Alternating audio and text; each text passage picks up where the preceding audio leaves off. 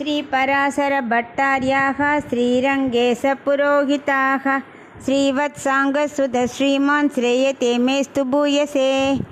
இன்னைக்கு ஸ்ரீ விஷ்ணு சஹஸ்ரநாமத்தில் நம்ம பார்க்க போகிற திருநாமம் 44வது விதாத்தா.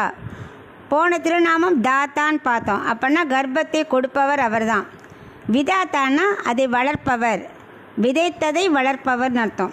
எப்படின்னா தம் கர்ப்பம் பரிணமைய ஆவிர் பாவயத்தீச்ச விதாத்தா, கர்ப்பத்தை பரிணாமம் கொடுத்து வளர்ப்பவர்னு அர்த்தம். பகவான் என்ன பண்ணார், கர்ப்பத்தை கொடுத்தார் இல்லையா, அதுக்கப்புறம் என்ன பண்ணுறாருன்னா அந்த பரிணாமம் ஏற்படுத்தி வளர்ப்பதும் பகவான் தான். எங்கே வளர்க்குறார்? அதன் மேல் அயனை படைத்ததோர் எழில் உந்தின்னு பார்த்துருக்கோமே ஒரு பாசுரத்தில். அந்த மாதிரி தன்னோட உந்தி தாமரையில் பிரம்மாவை வச்சு ஜாக்கிரதையாக பார்த்துக்கிறாராம். தாமரை தொட்டில் அதில் வச்சுட்டு இருக்கார் பிரம்மாவை. அந்த தாமரையே தொட்டில் மாதிரியாம், அதில் அந்த பிரம்மா இருக்கார். ஒரு தாய் கர்ப்பப்பையில் குழந்தைய பாதுகாப்பா இல்லையா, அந்த மாதிரி பிரம்மாவை பார்த்துக்கிறாராம் பகவான். அப்புறம் பிரசவத்துக்கு அப்புறம் ஒரு தாய் எப்படி வளர்ப்பா, அந்த குழந்தைக்கு பார்த்து பார்த்து கொடுப்பா இல்லையா, அந்த மாதிரி நித்திர காவியத்தில் ஒரு கவி வர்ணனையாக சொல்லியிருக்கார். நித்திர காவியம் அப்படின்னா கத்தியமும் பத்தியமும் சேர்ந்தது. அதாவது கொஞ்சம் ப்ரோஸ் கொஞ்சம் ஸ்லோகம் எல்லாம் மாற்றி மாற்றி வரும், கத்தியத்திரைய மாதிரி.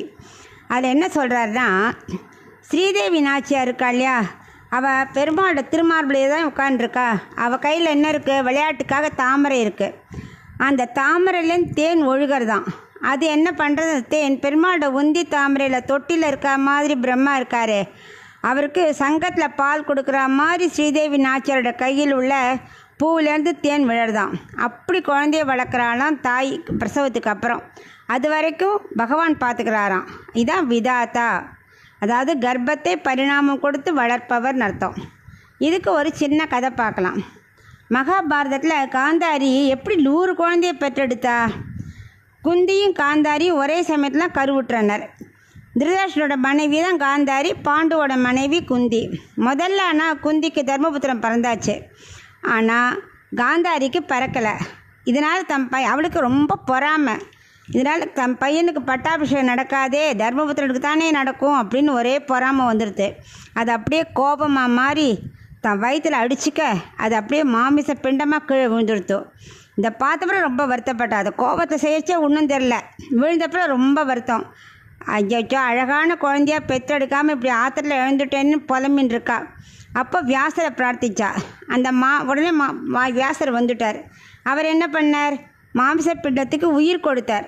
பகவான் உயிர் கொடுத்தார் இல்லையா, அதை மாதிரி உயிர் கொடுத்து குழந்தையாக்கணும்னு வேண்டின்டாவ. வியாசர் அந்த மாமிச பிண்டத்தை 101 பகுதியாக பிரித்தார். அப்புறம் 101 நெய் கொப்பரை கொன்ற சொல்லி அதில் 101 பிண்டத்தை பகுதியும் விதைச்சார். இந்த காலத்து சொல்கிறோம் டெஸ்ட் பேபின்னு, அந்த மாதிரி வியாசர் அந்த காலத்தில் விதாத்ரே நமகன்னு சொல்லிகிட்டே திருநாமத்தை சொல்லிகிட்டே மாமிச பிண்டத்தை ஒவ்வொரு நெய் கொப்பரையிலையும் வச்சாராம்.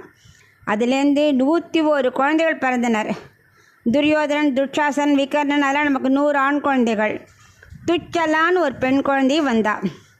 அப்படின்னு ஒரு சரித்திரம். ஏன் விதாத்ரே நமகன்னு சொல்லியே வியாசர் விதைச்சார்னா, 43 திருநாமத்தில் பார்த்தோம் இல்லையா தாத்தான்னு, அந்த நாமம் என்ன, பகவான் மூல பிரகிருத்தியை அதனால் பிரம்மாவை விதைப்போன்னு வச்சான்னு பார்த்தோம் இல்லையா.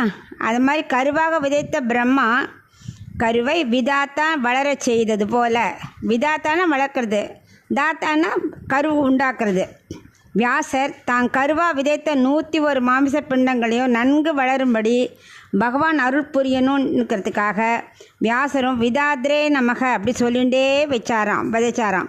அதனால் நாமும் விதாத்ரே நமகன்னு சொல்லிகிட்டே வந்தோமானா நமக்கு அறிவு ஞானம் எல்லாம் வளரும். அதுக்கு பகவான் நமக்கு அருள் புரிவார். இதான் இந்த திருநாமத்தோட அர்த்தம்.